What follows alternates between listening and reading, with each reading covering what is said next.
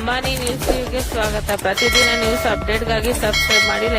ಚಿಂತಾಮಣಿ ತಾಲೂಕಿನ ಬಟ್ಲಹಳ್ಳಿ ಪೊಲೀಸ್ ಠಾಣೆಯ ಮುಂಭಾಗ ಶವವಿಟ್ಟು ಹೈಡ್ರಾಮಾ ಸೃಷ್ಟಿಸಿದ ಘಟನೆಗೆ ಸಂಬಂಧಿಸಿದಂತೆ ಇದೀಗ ಪೊಲೀಸರು ಕಠಿಣ ಕ್ರಮಕ್ಕೆ ಮುಂದಾಗಿದ್ದಾರೆ.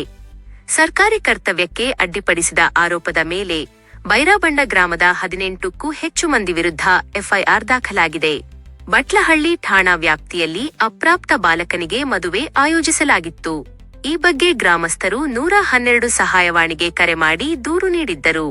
ದೂರಿನ ಮೇರೆಗೆ ತಕ್ಷಣ ಸ್ಥಳಕ್ಕೆ ಭೇಟಿ ನೀಡಿದ್ದ ಪೊಲೀಸರು ಮದುವೆಯನ್ನು ನಿಲ್ಲಿಸುವಂತೆ ಸೂಚಿಸಿ ವಾಪಸ್ಸಾಗಿದ್ದರು. ಆದರೆ ಮದುವೆ ನಿಂತು ಹೋದ ಕಾರಣದಿಂದ ತೀವ್ರ ಆಘಾತಕ್ಕೊಳಗಾದ ಬಾಲಕನ ತಂದೆ ಹೃದಯಘಾತದಿಂದ ಸಾವನ್ನಪ್ಪಿದ್ದರು. ಈ ಘಟನೆಗೆ ಸಂಬಂಧಿಸಿದಂತೆ ಸೂಕ್ತ ಕಾನೂನು ಕ್ರಮ ಜರುಗಿಸುವಂತೆ ಆಗ್ರಹಿಸಿ ಮೃತನ ಸಂಬಂಧಿಕರು ಹಾಗೂ ಗ್ರಾಮಸ್ಥರು ಪೊಲೀಸ್ ಠಾಣೆ ಮುಂದೆ ಜಮಾಯಿಸಿದ್ದರು. ಸುಮಾರು 50ರಿಂದ 60 ಜನರಿದ್ದ ಗುಂಪು ಮೃತದೇಹವನ್ನು ಠಾಣೆಯ ಮುಂದೆಯೇ ಇಟ್ಟು ಆಕ್ರೋಶ ಹೊರಹಾಕಿತ್ತು. ಪರಿಸ್ಥಿತಿ ತಿಳಿಗೊಳಿಸಲು ಪೊಲೀಸರು ಎಷ್ಟೇ ಪ್ರಯತ್ನಪಟ್ಟರೂ ಉದ್ರಿಕ್ತರು ಶಾಂತರಾಗಲಿಲ್ಲ. ಕಾನೂನು ರೀತ್ಯ ಕ್ರಮ ಕೈಗೊಳ್ಳುವ ಭರವಸೆ ನೀಡಿದರೂ ಕೇಳದ ಪ್ರತಿಭಟನಾಕಾರರು ಅಕ್ರಮವಾಗಿ ಠಾಣೆಯ ಆವರಣದೊಳಗೆ ನುಗ್ಗಿದ್ದಾರೆ. ಅಲ್ಲದೆ ಪೊಲೀಸರ ವಿರುದ್ಧವೇ ಘೋಷಣೆಗಳನ್ನು ಕೂಗುತ್ತಾ ಅವರ ಅಧಿಕೃತ ಸರ್ಕಾರಿ ಕರ್ತವ್ಯಕ್ಕೆ ಅಡ್ಡಿಪಡಿಸಿದ್ದಾರೆ ಎನ್ನಲಾಗಿದೆ. ಈ ಘಟನೆಯನ್ನ ಗಂಭೀರವಾಗಿ ಪರಿಗಣಿಸಿರುವ ಬಟ್ಲಹಳ್ಳಿ ಪೊಲೀಸರು ಕಾನೂನು ಬಾಹಿರವಾಗಿ ಗುಂಪು ಸೇರಿದ, ರಸ್ತೆ ತಡೆ ನಡೆಸಿದ ಹಾಗೂ ಸರ್ಕಾರಿ ಕೆಲಸಕ್ಕೆ ಅಡ್ಡಿಪಡಿಸಿದ ಆರೋಪದ ಮೇಲೆ ಒಟ್ಟು 18 ಮಂದಿ ಪ್ರಮುಖರ ವಿರುದ್ಧ ಕೇಸ್ ದಾಖಲಿಸಿದ್ದಾರೆ.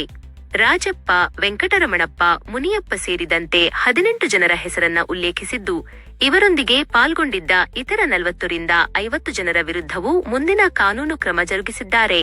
ಅದು ನಮ್ಗಲ್ಲ, DC ಆಫೀಸ್ ಹತ್ರ ಇರ್ತಾರೆ, ಅಲ್ಲಿಗೆ ಕಾಲ್ ಹೋಗಿರುತ್ತೆ. ಅವರು ನಮ್ಗೆ ಇಲ್ಲಿ ಇನ್ಸ್ಟ್ರಕ್ಷನ್ ಕೊಟ್ಟಿರ್ತಾರೆ. ಅವಾಗ ಬಂದು ನಾವು ವೆರಿಫೈ ಮಾಡ್ತೀವಿ. ಪೊಲೀಸವ್ರ ಕೆಲಸ ಅಷ್ಟೇ. ಈಗ ನಾವೇನೋ ಬಂದು ನೀವೇನೋ ಬಾಯ್ ಬಂಡದವ್ರೇನೋ ನಮ್ಮ ಮೇಲೆ ನಿಮ್ಗೆ ಕಂಡ್ರೆ ನಮ್ ದ್ವೇಷ, ಅದಕ್ಕೆ ಬಂದು ಸ್ಟಾಪ್ ಮಾಡ್ಬೇಕು ಅಂತ ಇರಲ್ಲ. ಎಲ್ಲಿ ಅದ್ರಿಂದ ಬಂದು ವೆರಿಫೈ ಮಾಡಿರ್ತೀವಿ ಅಷ್ಟೇ ಹೊರತು ಈ ತರ ಆಗ್ಲಿ ಅಂತ ಯಾರು ಏನ್ ಇಷ್ಟಪಟ್ಟಿರಲ್ಲ. ಏನೇ ಆದ್ರೂ ನಾವೇ ಬಂದು ನಿಂತ್ಕೋಬೇಕು. ಈಗ ಯಾರೋ ಫೋನ್ ಮಾಡಿದವರು ಇಲ್ಲ DC ಆಫೀಸ್ ಅವ್ರು ಯಾರೋ ಬಂದಿರಲ್ಲ, ಹೌದಲ್ವಾ? ನಾವೇ ನಿಮ್ಗೆ ಫಸ್ಟ್ ರೆಸ್ಪಾನ್ಸ್. ಅವ್ರೇನೋ ಆರೋಗ್ಯ ಸಮಸ್ಯೆದಿಂದ ಇದಾಯ್ತು ಅಂದ್ರೆ ಪೊಲೀಸವ್ರು ಏನ್ ಮಾಡ್ತಾರೆ? ಪೊಲೀಸರು ಹೊಡೆದ್ರ ಅಲ್ಲ, ಒಂದ್ ನಿಮಿಷ ಯಜಮಾನ್ರೆ, ನನ್ ಕ್ವಶನ್ ಇಷ್ಟ. ನಮ್ಮ ಪೊಲೀಸರು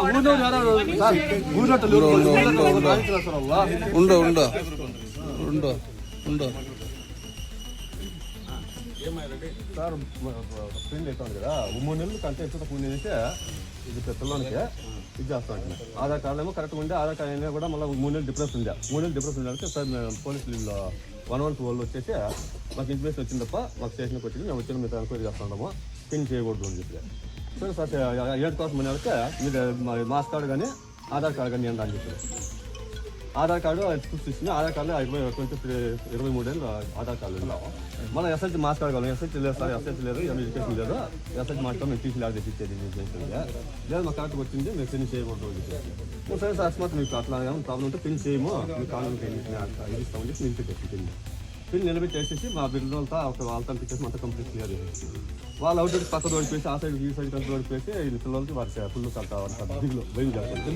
వాళ్ళు ముగ్గురు చచ్చిపోయిన పిల్లలు వాళ్ళ అప్ప అమ్మని వాళ్ళు తిని తీసుకునేసి పక్క వెళ్ళిపోయి మళ్ళీ అంతా వెళ్ళిపోయి టార్గెట్ అంతా వెళ్ళిపోయి అంతా కంప్లీట్ క్లోజ్ అయిపోయింది.